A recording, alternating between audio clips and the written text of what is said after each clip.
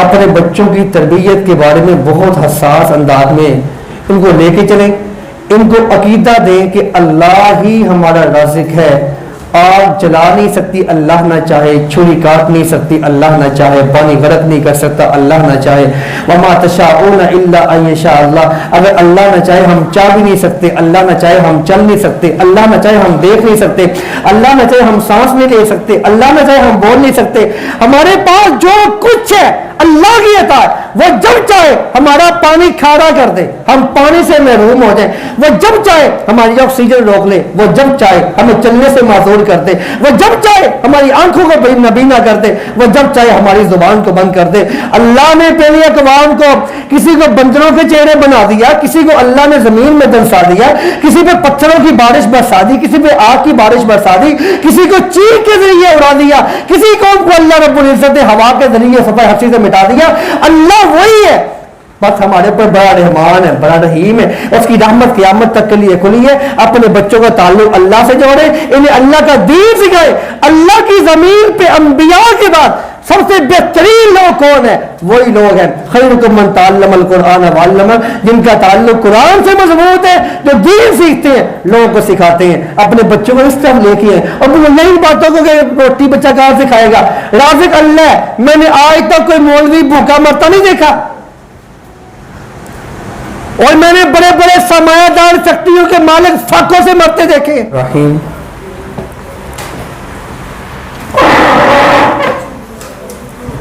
الحمدللہ رب العالمین، والصلاة والسلام علی رسولہ الکریم وعلی آلہ واصحابہ ومن تبعہم بإحسان الی یوم الدین، اما بعد،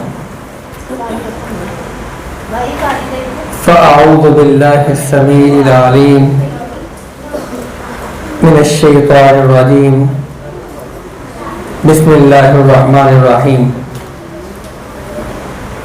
فذکر ان نفعت الذکری تنفع المؤمنین، فذکر ان نفعت الذکری تنفع المؤمنین۔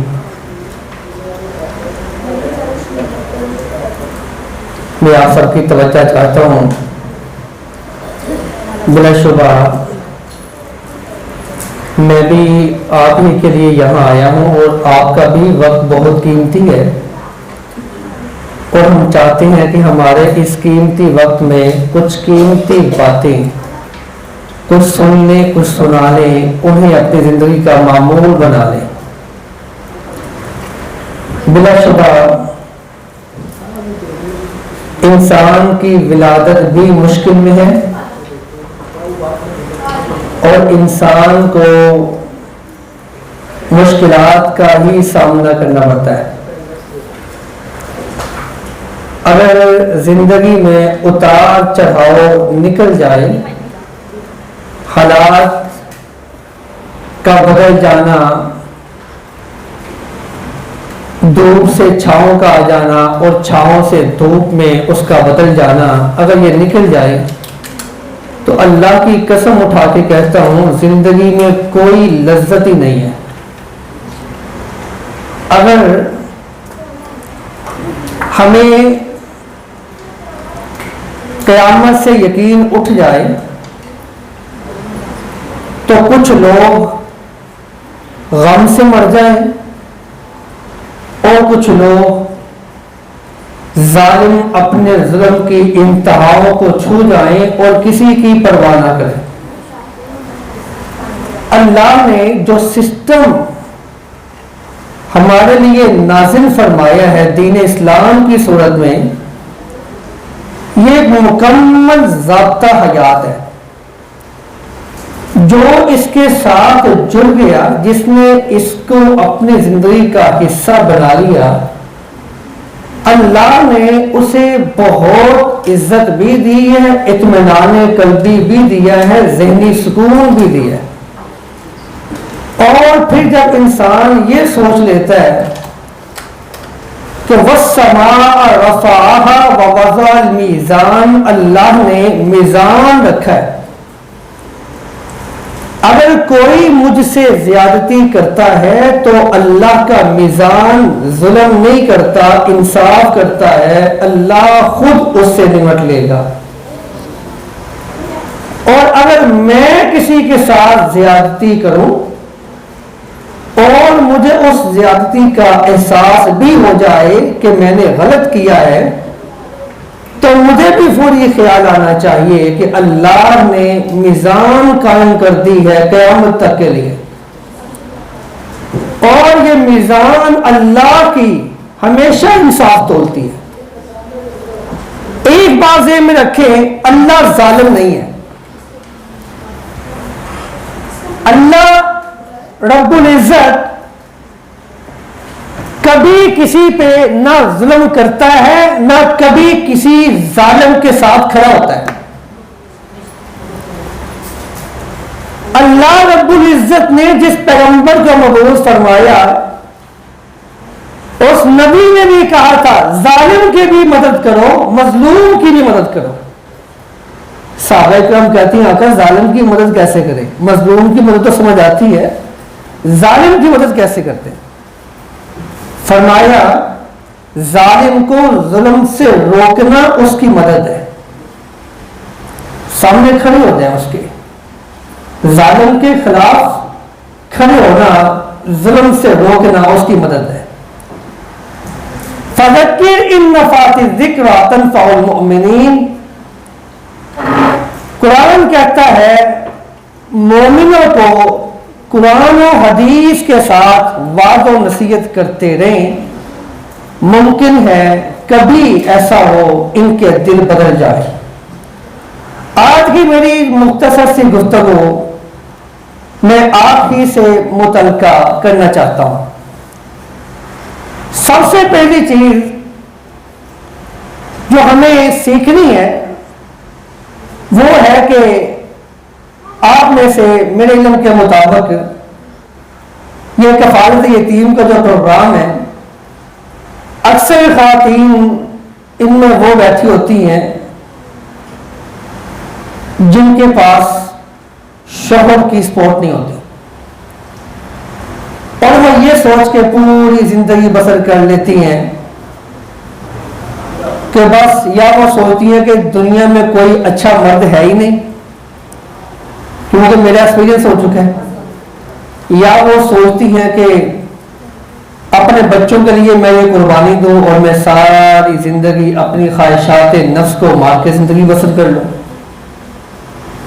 اور پھر وہ معاشرے کے طرح طرح کے مسائل کا سامنا بھی اکیلے ہی کرتی ہیں، اور ریالٹی ہے کہ پھر بھائی بھی بہنیں بھی ساتھ کھڑے نہیں ہوتے۔ اس چیز کو آپ مجھ سے بہتر جانتے ہیں۔ ان حالات میں شریعت اسلامیہ نے ہمارے لیے کون سا حکم، کون سا طریقہ زندگی بسر کرنے کا متعارف کروایا ہے، میں آپ سے یہ باتیں کرنا چاہتا ہوں۔ پہلی بات ہے آپ کے بچوں سے متعلق، دوسری بات ہے آپ کے اپنے متعلق، تیسری بات ہوگی ہم سب کے متعلق۔ میں امید کرتا ہوں کہ آپ تمام میری بہنیں، میری مائیں جو یہاں موجود ہیں، اور میری گفتگو کو صرف ایک عام سا لیکچر سمجھ کے یہاں سے سن کے نکال کے نہیں جائیں گی، بلکہ اپنے دل و دماغ پہ اس کو منقش کرے گی، کیونکہ جب کسی چیز کا نقشہ بنتا ہے تو اس کے اوپر پوری عمارت کھڑی ہوتی ہے۔ اس عمارت میں لوگ رہتے بھی ہیں، سایہ بھی حاصل کرتے ہیں، سکون بھی حاصل کرتے ہیں، اس کے سائے میں بھی رہتے ہیں، اور پھر اس عمارت میں صرف وہی نہیں رہتا بلکہ اس سے متعلقہ بہت سارے لوگ اس عمارت سے فائدہ اٹھاتے ہیں۔ رسول اللہ صلی اللہ علیہ وسلم نے ارشاد فرمایا ما نحل والد افضل من حسن ادب، اولاد کو آپ جو مرضی کھلا دیں، ایک سے ایک بڑھ کے لباس پہنا دیں، آپ اولاد کو جتنے مرضی اچھے سیاحت کے مقام پہ لے جائیں، اللہ کے نزدیک اس کی وہ اہمیت نہیں ہے جو اہمیت اللہ کے نزدیک اولاد کے ادب سکھانے کی ہے۔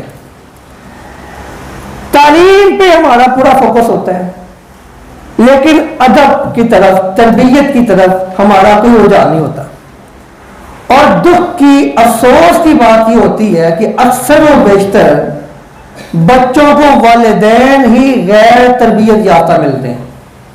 میری بات کو محسوس نہ کیجیے گا، حقیقت بات ہے، جب ماں گالیاں دیتی ہے، ماں غیبتیں کرتی ہے، ماں جھوٹ بولتی ہے، ماں ایک شیشے کا گلاس ٹوٹنے پہ بچے سے لڑ پڑتی ہے، جب ماں بچے پہ بہت زیادہ ریسٹرکشنز قائم کرتی ہے، تم نے یہ نہیں کرنا، تم نے وہ نہیں کرنا، تم نے وہاں نہیں جانا، تو پھر کیا ہوتا ہے؟ پھر وہی ہوتا ہے کہ پھر بچے بغاوت پہ اتر آتے ہیں، اور پھر ماں شکوہ کرتی ہے کہ میں نے ان کے لیے دیکھے کتنی قربانی دی، اس کے باپ کو اللہ کو پیارے ہوئے اتنا عرصہ ہو گیا، اس کے بعد سے میں ان کے لیے محنتیں کی، مزدوریاں کی، پتہ نہیں کس کس قسم کے بندے کے میں متھے لگی، اس کے بعد جا کے اس کو میں نے پالا، آج یہ بڑا ہو گیا تو مجھے آنکھیں دکھاتا ہے۔ حقیقت بات ہے، آپ کم کھلا لیں، کم پلا لیں، اپنے بچوں کو صبر سکھا دیں، اپنے بچوں کو تحمل سکھا دیں، اپنے بچوں کو بڑوں کا ادب سکھا دیں، اپنے بچوں کو چھوٹوں سے محبت سے بات کرنا سکھا دیں، اپنے بچوں کے سامنے غیبت نہ کریں، ان کے چچا کی، ان کی چچی کی، کسی کی بھی۔ ما نحل والد افضل من حسن ادب۔ سیدنا امام شافعی رحمہ اللہ کے ایک شاگرد ہیں، وہ لکھتے ہیں کہ میں امام شافعی رحمہ اللہ کے پاس 20 سال میں نے ان کے زیر تربیت گزارے۔ کتنے سال جی؟ 20 سال۔ 20 سال میں امام شافعی رحمہ اللہ نے 18 سال میری تربیت کی اور 2 سال مجھے تعلیم دی۔ فرماتے ہیں افسوس ہے مجھے ان 2 سالوں پہ، کاش امام شافعی رحمہ اللہ وہ 2 سال بھی مجھے تعلیم کی جگہ تربیت ہی سکھا دیتے، میں اور اچھا انسان بن جاتا۔ اصل جی تربیت ہے، تعلیم نہیں ہے۔ اور اگر آپ ماضی میں جائیں، اللہ کے پیغمبر کے دور سے دیکھیں یا اس کے علاوہ اس کے بعد جو ہمارے اسلاف کی زندگی ہے، وہاں تعلیمی ادارے نہیں تھے، وہاں کیا تھا؟ شخصیت سازی تھی، تربیت کا اہتمام تھا، افراد سازی کا انتظام تھا۔ ان کو بتایا جاتا تھا بیٹا تم نے بولنا کیسے ہے، بیٹا تم نے دیکھنا کیسے ہے، تم نے چلنا کیسے ہے، تمہارے آواز بولنے کی تمہاری ماں سے اونچی نہ ہو، تم نے باپ سے آگے نہیں چلنا، پیچھے چلنا ہے، تم نے اپنی والدہ سے پہلے نہیں بیٹھنا، بعد میں بیٹھنا ہے، بیٹا تم نے کسی کی غیبت نہیں کرنی، اس کا یہ نقصان ہے، تم نے جھوٹ نہیں بولنا۔ اگر آپ ان باتوں پہ غور کریں تو انشاءاللہ الرحمن پہلی بات ہے ہمارے بچوں کی تربیت اچھی ہو جائے۔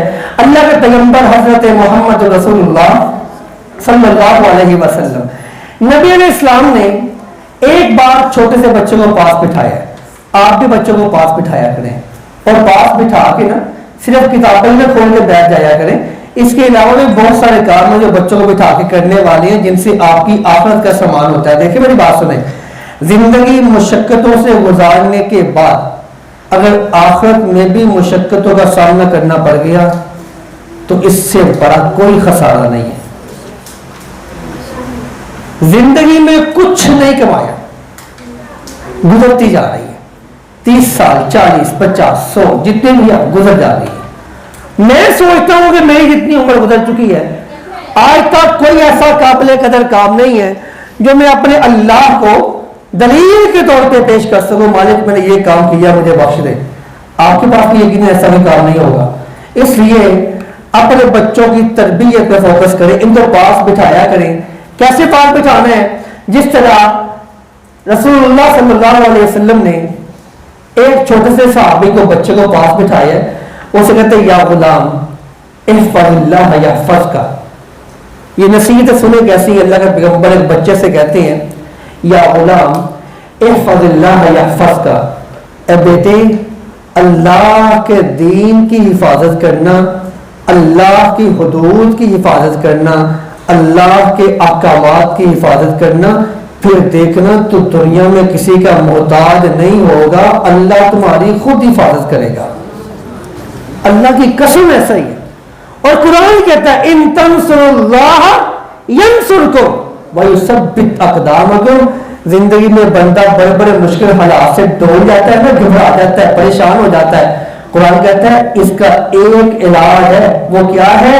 ان تنصر اللہ ینصرکم، اگر آپ اللہ کے دین کی مدد کریں گے، اپنے بچوں کو دین سکھائیں گے، انہیں دین کا عالم بنائیں گے، انہیں دین کا قرآن کا قاری بنائیں گے، انہیں اللہ کے دین کے جھنڈے کو اٹھانے والا بنائیں گے، انہیں دیندار بنائیں گے، اسے پتا ہو مسجد کا تقدس کیا ہے، اسے قرآن کی محبت کا پتا ہو، اسے حدیث پاک سے محبت ہو، اسے والدین کا ادب و احترام ہو، ان تنصروا اللہ ینصرکم ویثبت اقدامکم، اگر آپ اللہ کے دین کی مدد کریں گے پھر اللہ آپ کی ایسی مدد کرے گا، یثبت اقدامکم، اللہ پھر دنیا میں بھی کہیں آپ کو حالات کی مشکلات سے ڈولنے نہیں دے گا، آخرت میں بھی ڈولنے نہیں دے گا۔ تو کرنا کیا ہے؟ بچوں کو پاس بٹھانا ہے، پہلا کام اپنے بچوں کو عقیدہ دینا ہے، بیٹا اللہ کے دین کی حفاظت کرنا، جو اللہ نے کہہ دیا اس پہ چلنا، جو اللہ نے روک دیا اس سے رک جانا، یہ ہے ہمارا آخرت کا ذخیرہ۔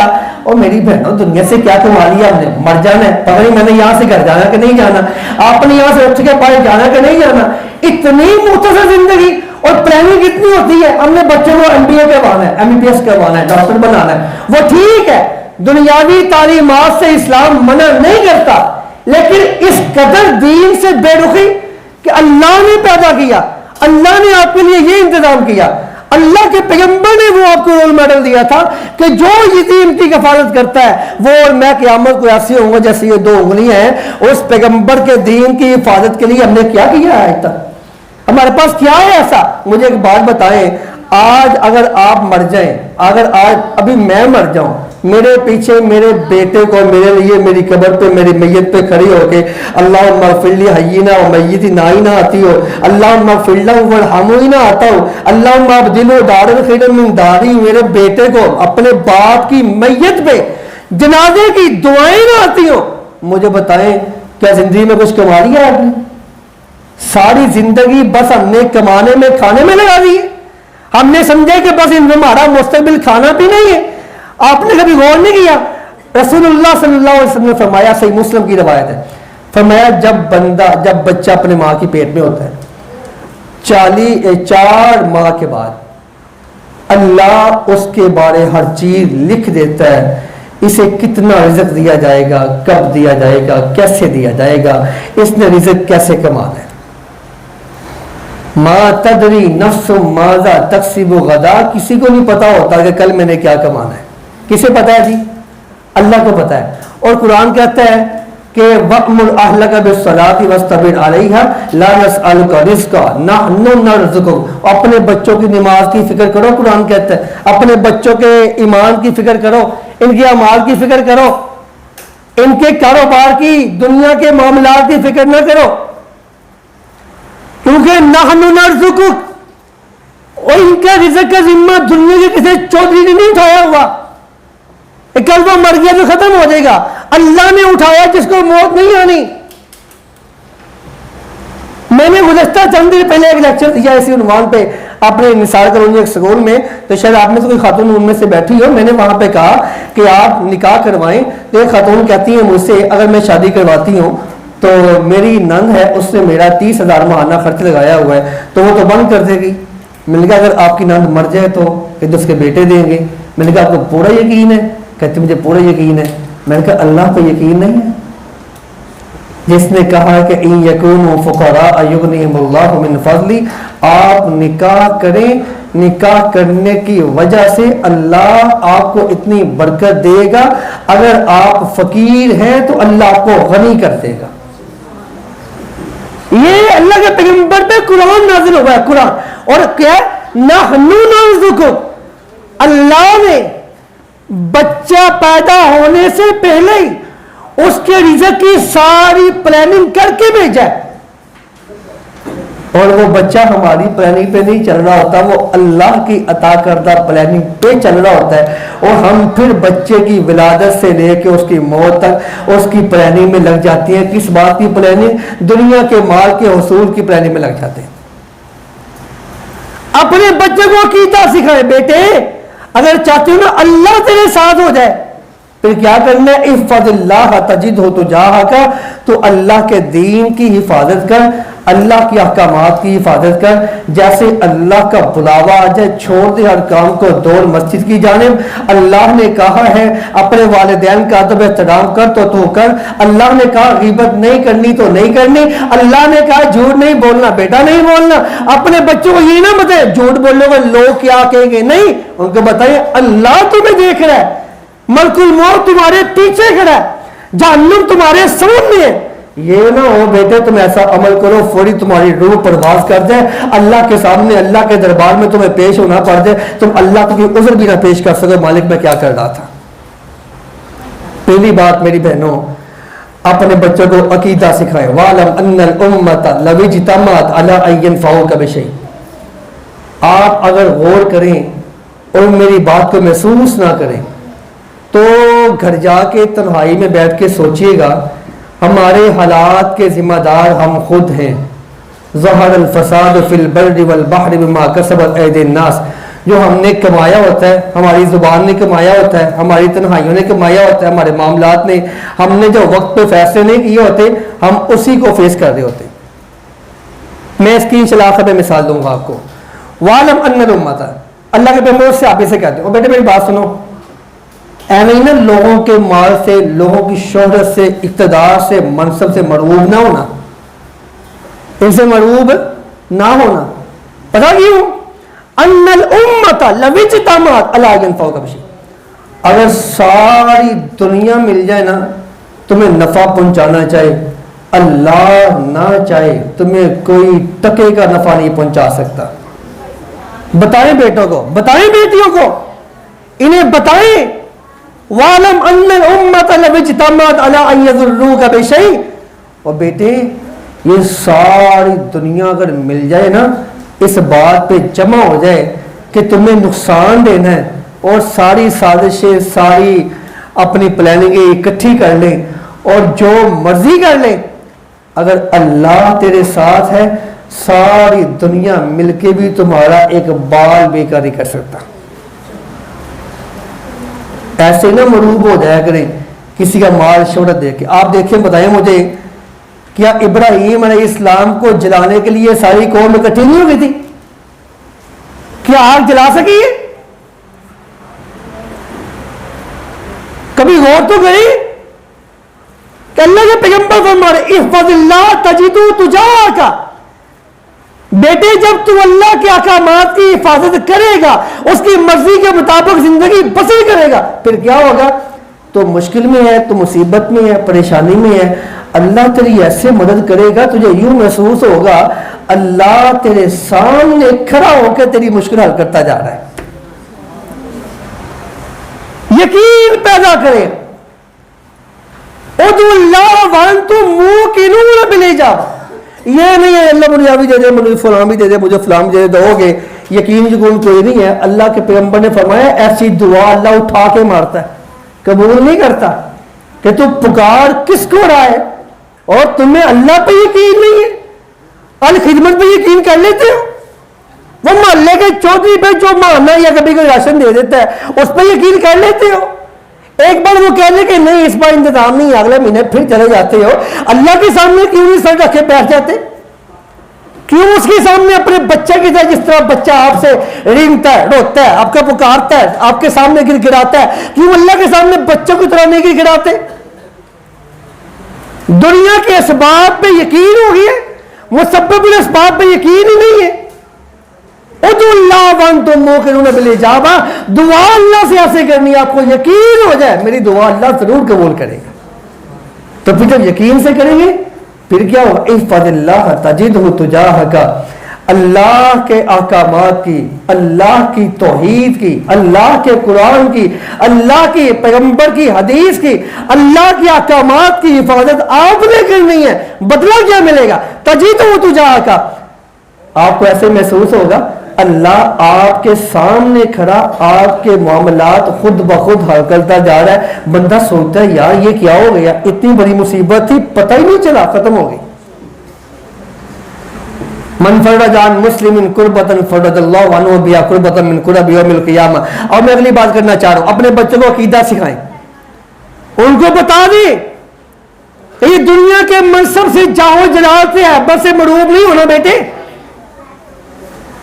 انہیں بتائیں ساری دنیا مل جائے آگ جلا نہیں سکتی اگر اللہ نہ چاہے, چھری کاٹ نہیں سکتی اگر اللہ نہ چاہے, سمندر غرق نہیں کر سکتا اگر اللہ نہ چاہے, مچھلی نگل نہیں سکتی اگر اللہ نہ چاہے, سارا جہان آپ کا نقصان کرنا چاہے اللہ نہ چاہے, آپ کا بتا بولنے کو نقصان پہنچا سکتے ہیں؟ اللہ پہ یقین, اپنے بچے کو اللہ پہ پختہ یقین دے. اور میں اگلی بات کرنا چاہ رہا ہوں. پہلی بات, بچوں کی تربیت کیجئے کیسے؟ جیسا چاہتے ہیں بچے بن جائیں ویسا خود بن جائیں, ورنہ نہیں ہوگی, باتوں سے نہیں ہوگی. میرے پاس ایک ویڈیو ہے میرے موبائل میں دیکھتا ہوں کہ باپ چلا رہا ہے, بیٹی بھی چلا رہی ہے, چھوٹی سی بچی ہے چلا رہی ہے, وہ کہتا ہے اوپر نہیں چڑھنا, وہ اپنے باپ کی طرح بولتی تو جا رہی لیکن اوپر چڑھتی جا رہی, سیڑھیوں پہ اسٹیپ لیتی جا رہی, اور پھر کہتا ہے میں کہہ رہا ہوں اوپر نہیں چڑھنا, وہ پھر اپنے باپ کی طرح نقل اتارتی ہے, بولنے کی کوشش کرتی ہے لیکن وہ اوپر چڑھتی جا رہی ہے. کیا مطلب؟ بچے وہ نہیں کرتے جو ہم کہتے ہیں, بچے وہ کرتے جو ہم کرتے ہیں, بچے وہ کرتے ہیں جو ہم کرتے ہیں. میرا بیٹا مجھے دیکھتا ہے, آپ کے بچے آپ کو دیکھتے ہیں, جو ہم کرتے ہیں بچے وہ کرتے ہیں, جو ہم کہتے ہیں وہ نہیں کرتے. آئیے اگلی بات سماعت فرمائیے. قرآن مقدس میں اللہ رب العزت نے کچھ انبیاء کا تذکرہ فرمایا. فرمایا شعیب علیہ السلام کی قوم ہے وہ کم تولتی ہے, کم ماپتی ہے. شعیب علیہ السلام کہتی ہیں اب یہ کام چھوڑ دو, کم نہ تولا کرو. وہ کہتے ہیں اے نبی شعیب ہم تمہاری بات کیسے مان لیں, ہم نے اپنے بڑوں کو یہی کرتے پایا, ہم نے وہی کرنا ہے. اپنے بڑوں کو یہی کرتے پایا, ہم نے وہی کرنا ہے. ابراہیم علیہ السلام انا وجدنا آبانا علی امت وانا علی آثارہم مقتدون. میری بات سمجھ آ رہی ہے آپ کو جی کہ میں ٹائم ویسٹ کر رہا ہوں آپ کا؟ سمجھ آ رہی ہے؟ یہ پوری قوم ایک جواب دیتی. ابراہیم کہتی ہیں ان کو پوچھتے ہو جو سن نہیں سکتے, جو دیکھ نہیں سکتے, آپ کی پکار کا جواب نہیں دے سکتے, آپ کی مدد نہیں کر سکتے, خود دھوپ سے چھاؤں میں نہیں جا سکتے, چھاؤں سے دھوپ میں نہیں آ سکتے, اپنے لیے کچھ نہیں کر سکتے, کوئی آتا ہے ان کو توڑ دیتا ہے, ٹکڑے ٹکڑے کر دیتا ہے, اپنی مدد خود نہیں کر سکتے, اور تم ان کو پکارتے ہو, یہ تمہاری کیا مدد کریں گے؟ پتہ کہ انہوں نے جواب کیا دیا؟ انہوں نے کہا انا وجدنا آباءنا علی امت وانا علی آثارہم مقتدون. اللہ کے نبی ہمیں کن باتوں میں الجھا رہے ہو, ہم خود تو نہیں کر رہے, ہم نے اپنے باپ کو, اپنی ماں کو, اپنے دادا کو, اپنے بڑوں کو ہم نے یہی کرتے پایا ہے. انا علی آثارہم مقتدون, ہم تو ان کے نقش قدم پہ چل رہے ہیں.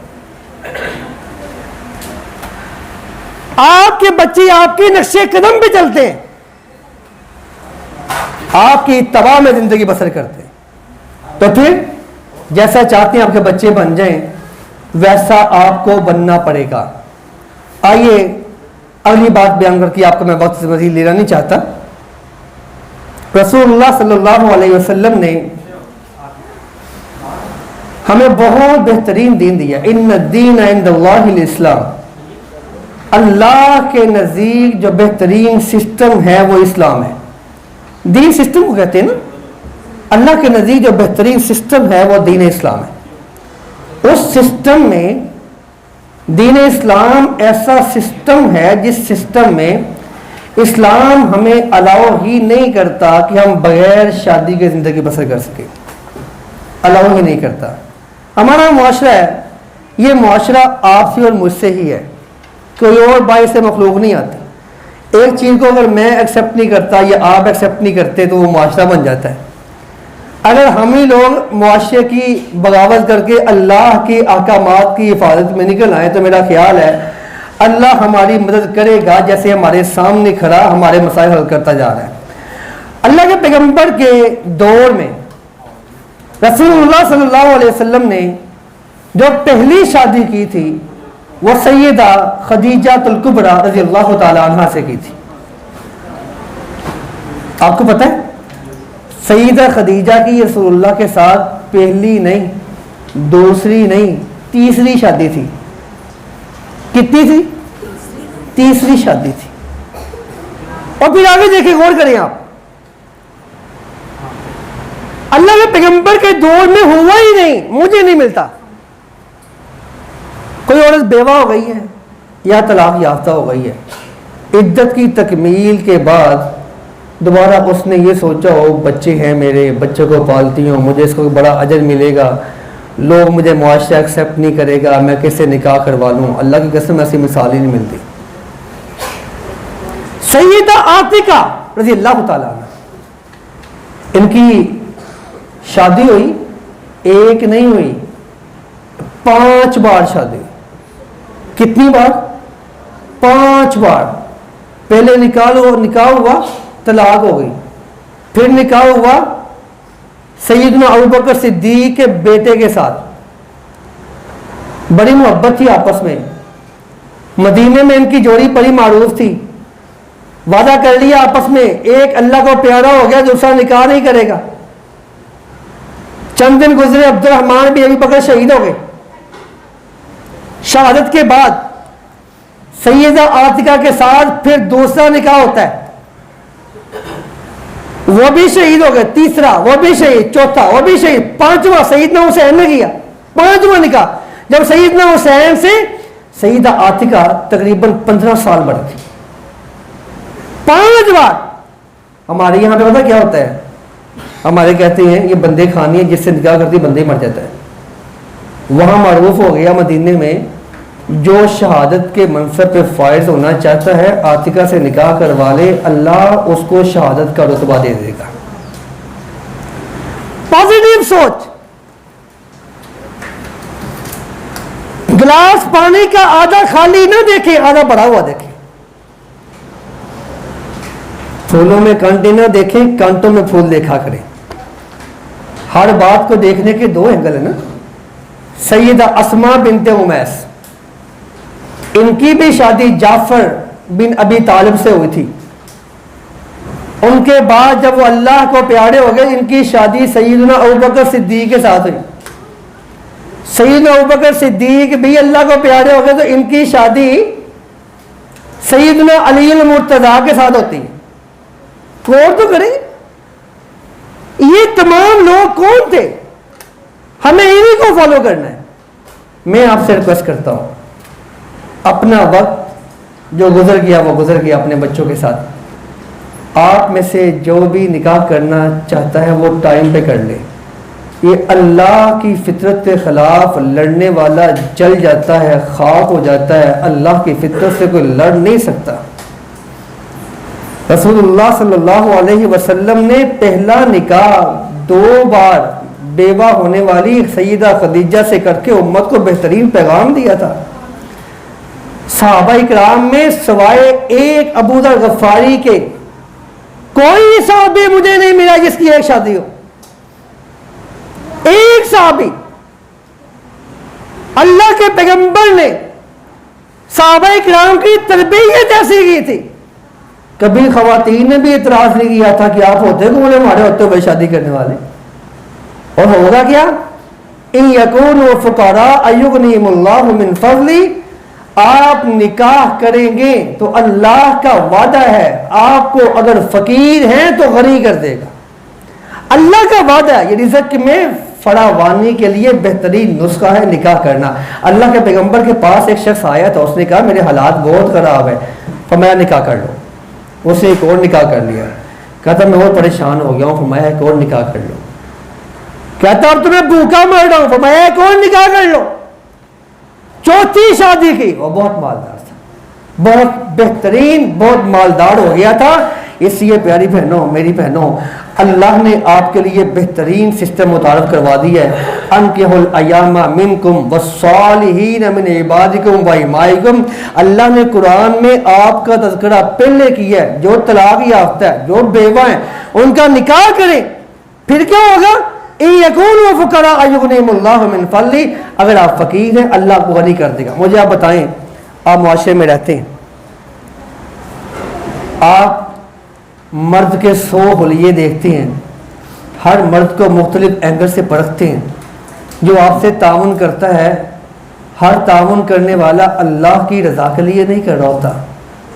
آپ کو سارا پتہ ہے، عورت کو اللہ نے بہت تیز حس دی ہے سمجھنے کی، وہ سمجھ لیتی ہے، اسے رنگوں کی پہچان ہوتی ہے کہ کب کون سا رنگ کہاں تبدیل ہو رہا ہے۔ اس وقت مجھ سے مخاطب جو شخص ہے وہ کیا چاہتا ہے، وہ بات کس اینگل سے کر رہا ہے، کیا سوچ رہا ہے۔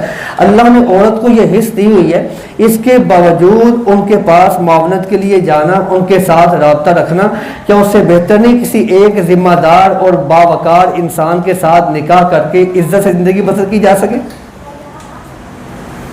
کیا یہ بہتر نہیں؟ کیا اللہ کے پیغمبر رسول اللہ صلی اللہ علیہ وسلم نے صرف ایک نکاح کیا تھا کنواری کے ساتھ، سیدہ عائشہ کے ساتھ؟ بقیہ سب بیویاں اللہ کے پیغمبر کی وہ تھیں جو آلریڈی ایک بار یا دو بار جن کو طلاق یا جن کا خلا یا جن کے بارے میں بیوہ ہو چکی تھی۔ آپ معاشرے میں کمتر نہیں ہیں، اپنی آپ کو ایک بہترین انسان کی حیثیت سے سامنے لے کے آئیں۔ نکاح آپ کا حق ہے، آپ اس کے لیے پوری کوشش کریں۔ میں نے بہت سارے لوگ دیکھے ہیں، مجھے ایک بیٹی ملی چند دن پہلے، انہوں نے بتایا کہ مجھے 22 سال کی عمر میں میرے شوہر اللہ کو پیارے ہو چکے تھے، تو لیکن میرے بھائیوں نے میرا صرف اس لیے نکاح نہیں کیا، اگر نکاح کریں گے تو اس کے پاس جو اس کے شوہر کا مکان ہے وہ تو وہ لے جائے گا، ایسے مکان کو چھوڑ دیں، اپنی زندگی میں سکون لے کے آئیں۔ رسول اللہ صلی اللہ علیہ وسلم نے، غور کیجیے میری بات پہ، آخری بات کر رہا ہوں، کل آپ نے اپنے بچوں کی بھی شادیاں کرنی، اللہ کو عزت دے، اللہ کو وقت دیکھنا نصیب کرے۔ بغیر شوہر کے زندگی بسر کرنا کوئی اعزاز کی بات نہیں ہے، میری بات یاد رکھیں۔ مجھے کچھ ملتی خواتین کہتی ہیں جی اس میں بڑی عزت ہے، بغیر شوہر کے زندگی بسر کرنے کا بڑا مقام ہے، جنت مل جاتی ہے، فلاں ہوتا ہے۔ ایسی کوئی روایت نہیں ہے، رسول اللہ کوئی فرمان نہیں ہے۔ اپنے دل کو حوصلہ دینے کو آپ جو مرضی بنا لیں، لیکن جو بھی اللہ کی فطرت کے ساتھ لڑا ہے وہ جل گیا ہے، وہ راکھ ہو گیا، نہیں لڑ سکتے۔ رسول اللہ صلی اللہ علیہ وسلم نے صحابہ کرام کی تربیت کیسی کی تھی؟ ایک عورت اگر بیوہ ہو جاتی نا تو اس کی عدت کی تکمیل کے فوری بعد اس کو 4 5 جگہ سے نکاح کے پیغام آ جاتے۔ معیار کیا تھا؟ مال نہیں تھا، معیار وہاں پہ گاڑیاں آسائشیں نہیں تھیں۔ اگر زندگی گزارنی ہو نا، ہم نے پتہ کیا سمجھا ہے؟ ہمارا رازق شوہر ہے، وہ شوہر نہیں ہے، رازق اللہ ہی ہے۔ نحن نرزقکم، اللہ نے کہا ہم نہیں آپ کا رزق دینا ہے، کسی اور نے نہیں دینا، لیکن عزت والا ذریعہ اللہ نے عورت کے لیے شوہر بنایا ہے، اتنا عزت والا ذریعہ ہے۔ اللہ کے پیغمبر سیدنا محمد رسول اللہ صلی اللہ علیہ وسلم نے فرمایا تھا، اے میرے صحابہ، خیر النکاح یہی سارا، آپ نکاح کرتے ہیں آسانی کے ساتھ۔ آخری بات سماعت فرما لیں، مجھے لگتا ہے کہ وقت بہت زیادہ ہو گیا۔ آپ نکاح کرتے ہیں، اسے آسانی سے کریں گے تو اللہ آپ کے اس معاملے میں خیر و برکات کا نزول کرے گا۔ ہم نے کیا دیکھا ہے، گھر میں کھانے کو کچھ ہو یا نہ ہو، ہم نے یقین مانے آپ جیسی بہنوں کو اپنے بچوں کی شادیوں کے موقع پہ لاکھوں روپیہ اڑاتے ہوئے دیکھا۔ مجھے کل ایک دوست کا فون ہے، کہتا میں نے ایک بیٹی کے نکاح کے لیے 50,000 بھیجا تھا، حضرت صاحب مجھے بتائیں اس نے نکاح نہیں کروایا، شادی نہیں کروائی، تو مجھے بڑا غصہ ہے اس بات پہ، میں واپس لے لوں؟ میں نے کہا واپس نہیں لے سکتے۔ ایک نے کہا میں نے ایک بیٹی کے نکاح کے لیے کوئی پیسے بھیجے، انہوں نے کہا کہ ہمارے گھر میں کھانے کو بھی نہیں ہے تو انتظام کروا دیں، تو میں نے کہا آپ کے گھر میں جتنے افراد ہوں گے نا نکاح کے دن، ان کا کھانا میں کھلا دوں گا۔ میرا خیال تھا کہتا کہ 25 30 40 افراد ہوں گے، انہوں نے 200 کی بارات بلائی، 200 افراد اپنا بلا لیا، کہتا میں نے معذرت کر لی۔ سب سے پہلی بات یاد رکھیں، اپنے بچوں کی تربیت کے بارے میں بہت حساس انداز میں ان کو لے کے چلیں، ان کو عقیدہ دیں کہ اللہ ہی ہمارا رازق ہے، آگ جلا نہیں سکتی اللہ نہ چاہے، چھری کاٹ نہیں سکتی اللہ نہ چاہے، پانی غرق نہیں کر سکتا اللہ نہ چاہے، وما تشاءون الا ان یشاء اللہ، اگر اللہ نہ چاہے ہم چاہ بھی نہیں سکتے، اللہ نہ چاہے ہم چل نہیں سکتے، اللہ نہ چاہے ہم دیکھ نہیں سکتے، اللہ نہ چاہے ہم سانس نہیں لے سکتے، اللہ نہ چاہے ہم بول نہیں سکتے، ہمارے پاس جو کچھ ہے اللہ کی عطا ہے. وہ جب چاہے ہمارا پانی کھارا کر دے, ہم پانی سے محروم ہو جائیں. وہ جب چاہے ہماری آکسیجن روک لے. وہ جب چاہے ہمیں چلنے سے معذور کر دے. وہ جب چاہے ہماری آنکھوں کو نابینا کر دے. وہ جب چاہے ہماری زبان کو بند کر دے.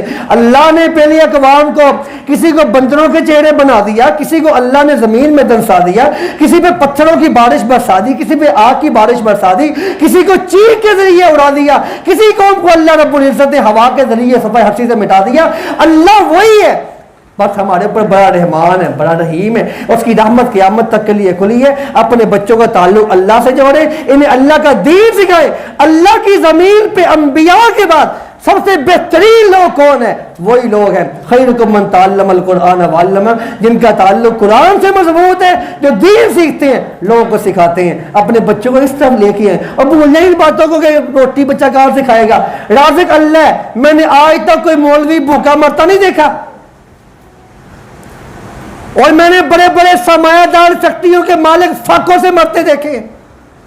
اللہ کی قسم دیکھیں, شکتیوں کے مالک, اللہ انہیں ایسی ایسی بیماری میں مبتلا کر دیتا ہے کچھ کھا بھی نہیں سکتے. میں نے ایک بندے کے بارے پرسوں میں ایک بندے کے بارے سن رہا تھا. کہتے ہیں اس کے پورے پاکستان میں بہت بڑا بزنس ہے, لیکن اس نے کھانے کے لیے ایک مشین منگوائی ہے. جو مشین سی ہے وہ اس کے منہ میں ڈالتی ہیں, اس کے وہ پہلو سا, تو اس کے ساتھ جو منہ میں کھانا ڈالتی ہے نا, وہ کھانے کو اور ہر چیز کو مکس کر کے نا وہ اندر بھیجتا ہے, وہ کھا بھی نہیں سکتا. تو کیا آپ کے پاس اگر چلنے کی استطاعت ہے, بولنے کی استطاعت ہے, دیکھنے کی استطاعت ہے, آپ کے پاس اگر سننے کی استطاعت ہے, کیا اللہ کی یہ نعمتیں آپ پہ کم ہیں؟ اپنے بچوں کو آپ کس طرف چلا رہے ہیں؟ نحن نرزقکم وإیاہم, اللہ کا وعدہ ہے ہم نے آپ کو رزق دینا ہے. اللہ اپنے وعدے سے نہیں مکرتا.